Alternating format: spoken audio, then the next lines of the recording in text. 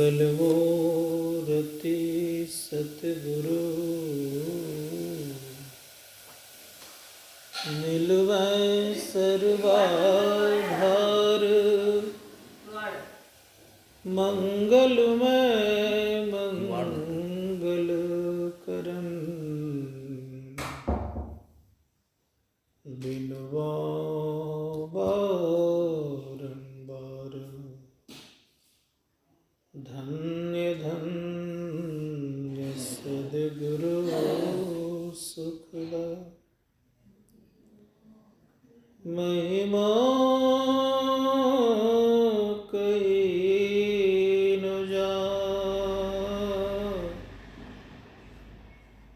जो कछु कहो तुम्हारी कृपा मोते कछु बोलिए प्रेम से श्री सद्गुरु महाराज की जय। परम पूज्य सद्गुरुदेव के पावन से चरणों में कोटि से नमन। उपस्थित हमारे आदरणीय परमानंदागु, समस्त विद्वत जन, संवेद समादरणीय सज्जन बिंद, आदरणीय माता जी,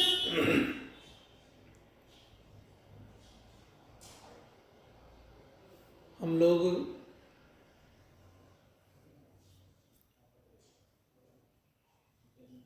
सृष्टि की तरफ कभी कभी दृष्टि डालते हैं, पता चलता यह है कि परमपिता परमात्मा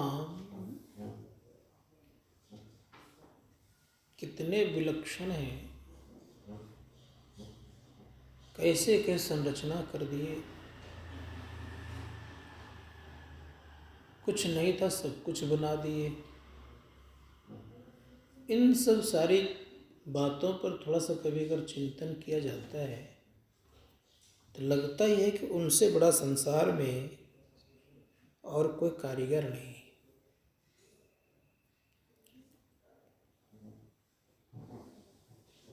जिनमें से मनुष्य शरीर को बनाने में भले ही उन्होंने 9-10 मास लिए, लेकिन बड़े ही मेहनत और सुंदरात्मक ढंग से उसको रचा गया है, बनाया गया है, जिसमें से 1-2 नाड़ियाँ नहीं, 72 करोड़ नाड़ियाँ इसमें है।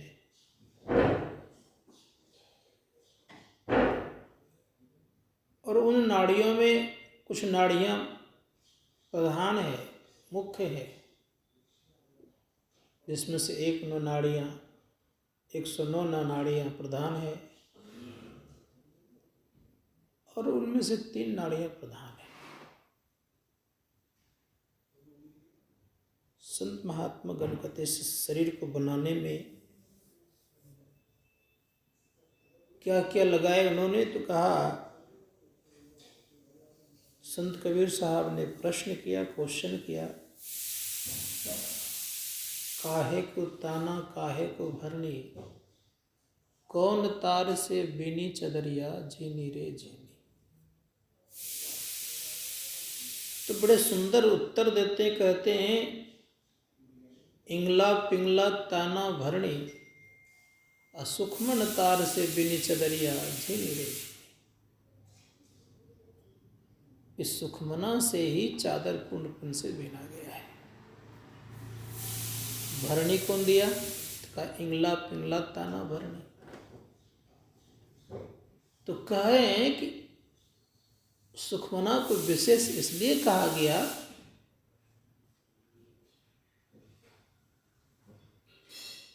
कि उसी तार से, उसी से विशेष इसकी महत्ता इसलिए बढ़ा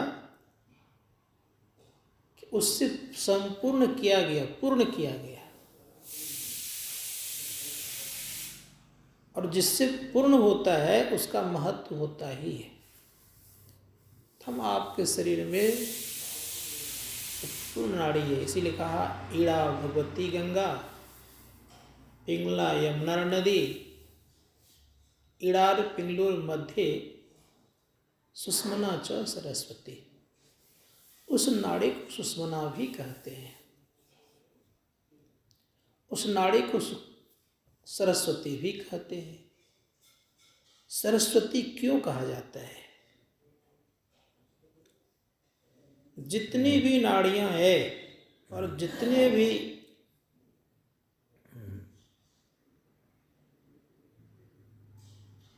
संसार में देवता हैं, सारे देवतागण विद्या की देवी नहीं कहलाती है। उसी प्रकार से सब नाड़ियां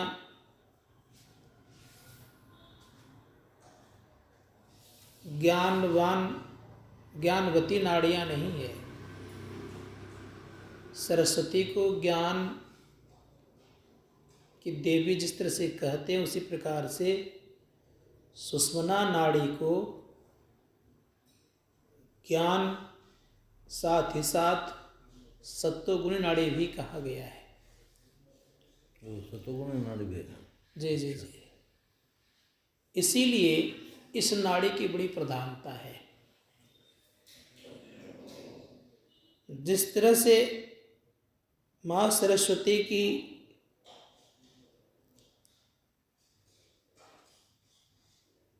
हर एक अलंकार या आभूषण इत्यादि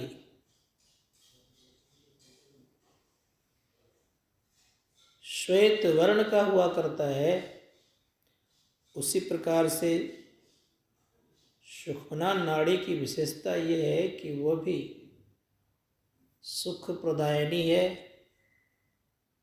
और लगभग सत्वगुण का रंग भी शुक्ल ही हुआ करता, श्वेत ही हुआ करता है। इसलिए संतों ने कहा कि इस नाड़ी पर हम लोगों को ध्यान देना चाहिए।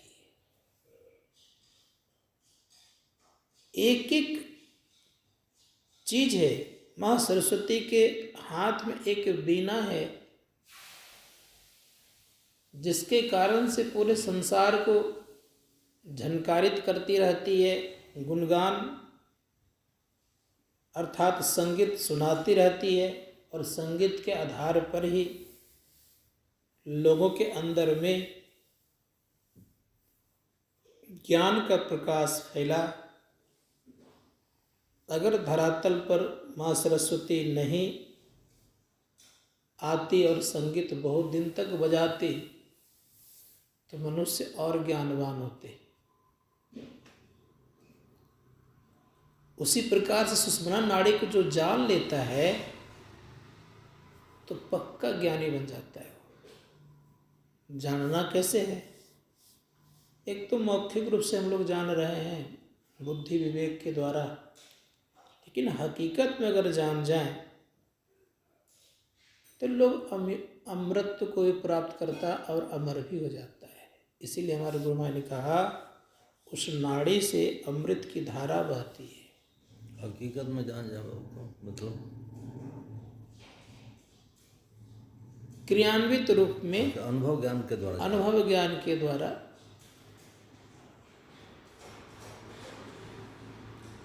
हमारे गुरुदेव कहते हैं सुखमन के झीना नाल से अमृत की धारा बही रही। उस सुखमन के झीना नाल से अमृत की धारा जो बहती है, तो उस अमृत को जो पान करता है तो वो व्यक्ति आगे अवश्य बढ़ता है। जिन किसी व्यक्ति का सुखमना में मन लग जाता है, स्थिति क्या होती है, तो उनको हटाने से जल्दी हटता नहीं है। संत सिंह नारायण स्वामी जी महाराज ने कहा सुरतिया नैना से ना टरे, टरने वाला नहीं होता है।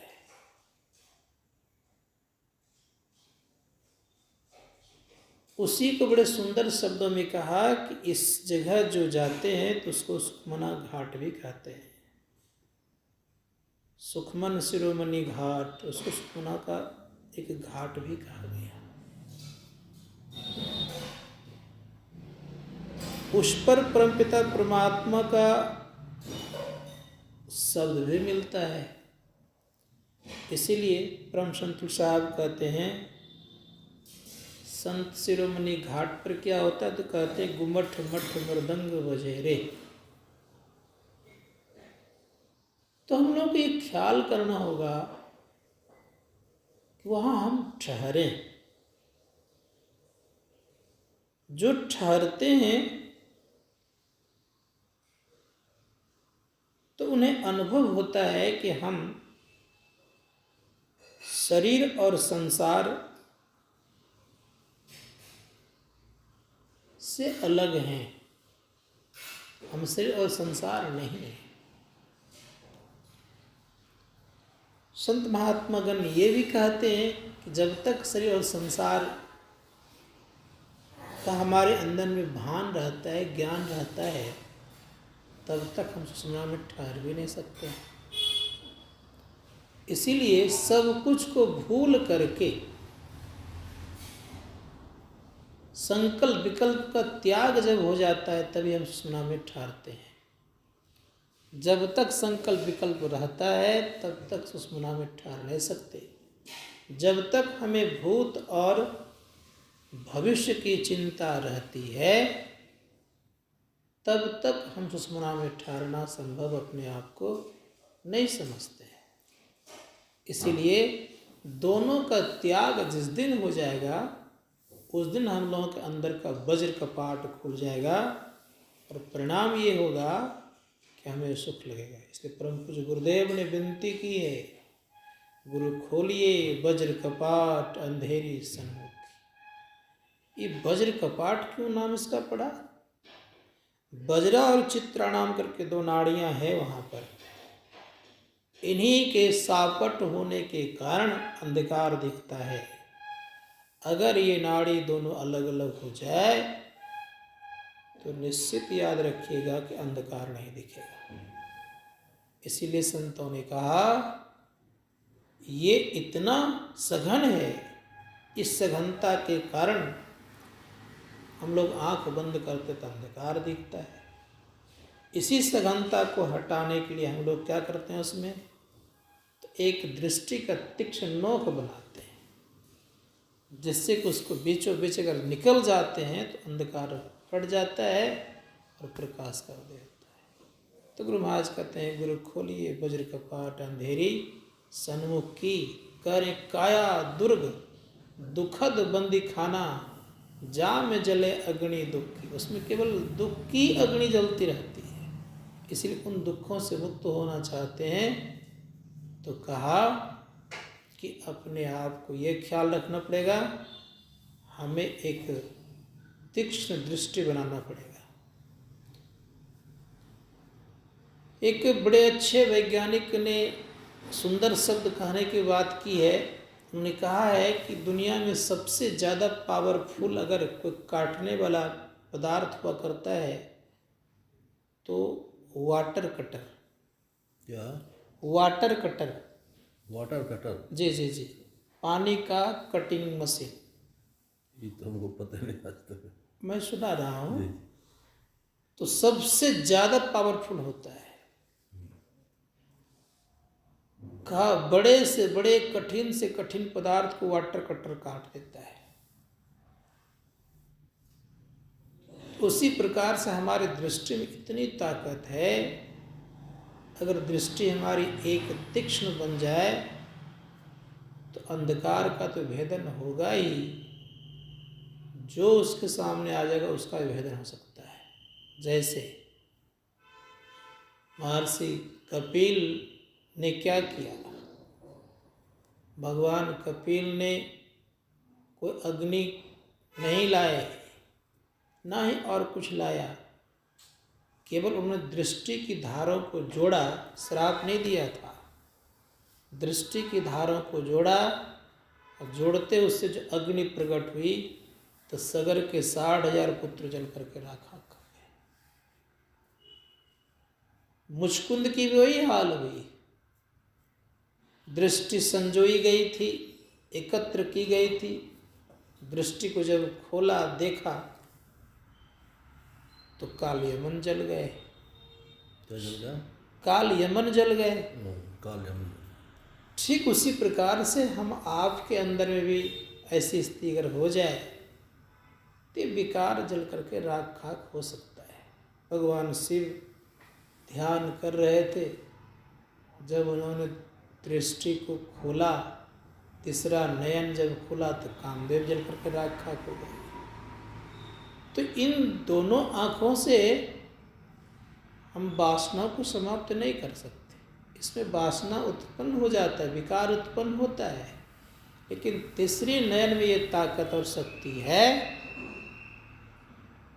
कि हम खड विकार से ऊपर उठ सकते हैं और उसको हम पापों को भी जलाने में सक्षम होते हैं। तो कोशिश करना चाहिए कि ब्रह्म अग्नि में ही ये ताकत है कि हम आप का पाप जलेगा।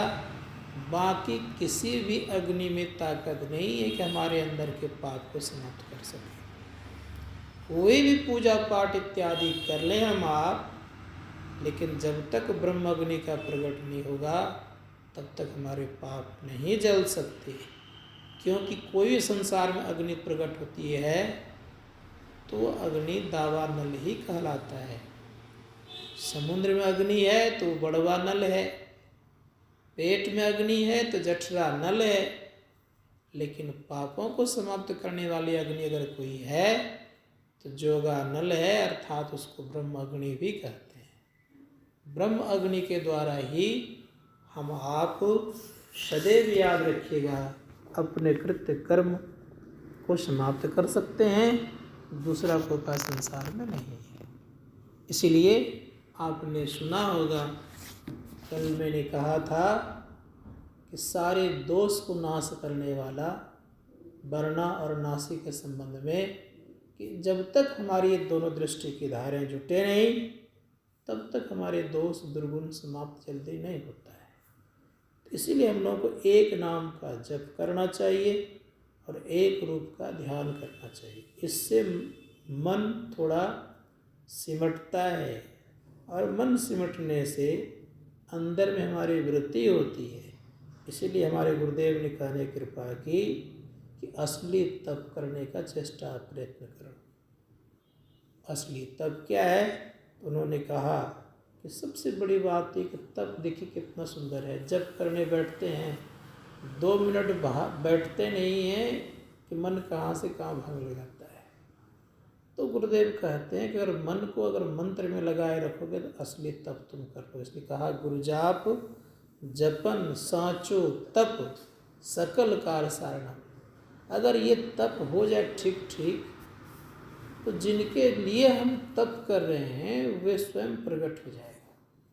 जैसे अर्जुन जब पाशुपत अस्त्र के लिए भगवान शिव का तपस्या कर रहे थे तो वो आ तो गए लेकिन दूसरे वेश में आए। वो वेश कैसा था? आखेटक के तरह वेश बनाए थे, एक बंजारा के तरह वेश बनाए हुए थे। तो उधर से एक शिकार जा रहा था तो शिकारी उस पर तीर चलाए, अर्जुन भी तीर चला दिए। दोनों का तीर एक ही साथ लगा और जब एक ही साथ लगा तो वह शिकारी भी आ गए और अर्जुन भी पहुंच गए। कहा ये मेरा आखेट है। जैसे का मेरा आखेट है तो कहता मेरा आखेट है। दोनों में द्वंद्व छिड़ गया।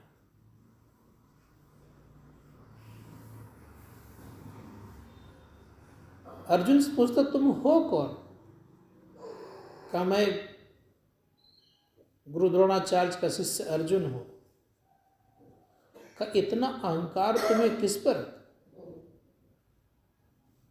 गुरु पे है तब तो नमन है तुम्हें, लेकिन तुम्हारा ही अहंकार है तब तो ठीक नहीं है।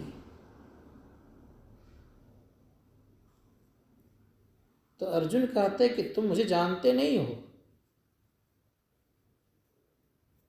तो थे तो भगवान शिव, तो उन्होंने कहा कि तुम्हें जानकर मुझे करना क्या है, तुम हो कौन?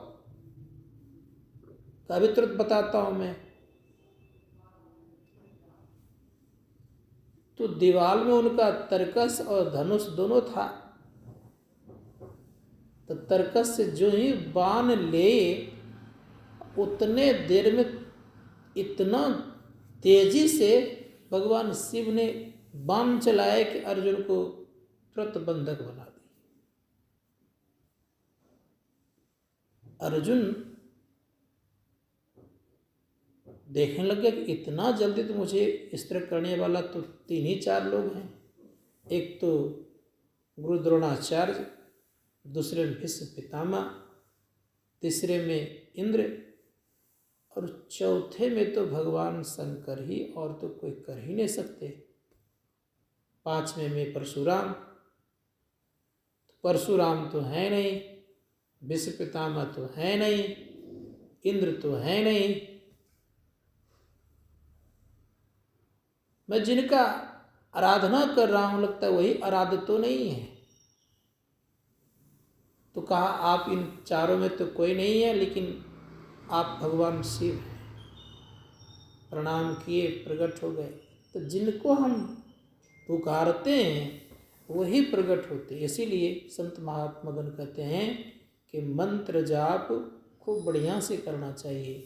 इसीलिए अभी मेरे मन में एक विचार आया है, जिसको पुकारते हैं वो प्रकट तो होते हैं, लेकिन उसके लिए आपकी माने इंद्रियों की, हृदय की स्वच्छता बहुत गहरी आवश्यकता है। जी जी जी, ये बहुत जरूरी है। अगर वो नहीं होगा तो प्रकट होने में, जैसे किसी को तो माने बहुत कमती समय में कर लेगा और किसी को युगों बीत जाएंगे तो नहीं प्रकट होगा। वो तो स्वाभाविक से पवित्रता होगी तभी हो जाएंगे। तो इसके लिए हम आपको गुरुमूर्ति को प्रकट करने के लिए पवित्रता चाहिए। इसलिए जप करने से मन पवित्र होता है, गुरुमूर्ति का ध्यान करने से चित्त की पवित्रता होती है, और दृष्टि योग क्रिया करने से दृष्टि की पवित्रता होती है। इसलिए हम लोगों को इन 4-5 बातों पर ध्यान देते हुए नित्य दिन हम लोग अभ्यास करें, सत्संग ध्यान करते रहें।